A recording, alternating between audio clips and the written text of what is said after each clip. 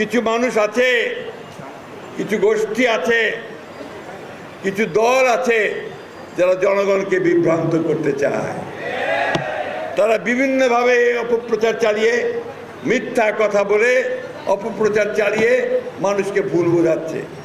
আমরা নাকি জুলাই সনদ বাস্তবায়ন করতে চাই না, অথচ আমরাই জুলাই সনদ তৈরি করেছি। সংস্কার আমাদের। আমরা শহীদ প্রেসিডেন্ট জিয়াউর রহমান তিনি একদলীয় শাসন ব্যবস্থা থেকে বহুদলীয় গণতন্ত্রে নিয়ে এসেছিলেন। এটা একটা বিশাল সংস্কার ছিল। তিনি মিডিয়াকে মুক্ত করে দিয়েছিলেন, বিচার বিভাগকে স্বাধীন করেছিলেন। দেশনেত্রী Begum Khaleda Zia presidential form of government থেকে পার্লামেন্টারি ফর্ম অফ গভর্নমেন্টে নিয়ে এসছেন। কি ঠিক কথা না ভুল কথা বলতেছে? এবং তিনি মেয়েদের শিক্ষার জন্য ক্লাস 12 পর্যন্ত অবৈতনিক করেছেন, ঠিক না? আজকে আমার প্রধানমন্ত্রী তিনি বলেছেন মেয়েদের ডিগ্রি পাস করবে, কোনো বেতন দিতে হবে না ইনশাআল্লাহ।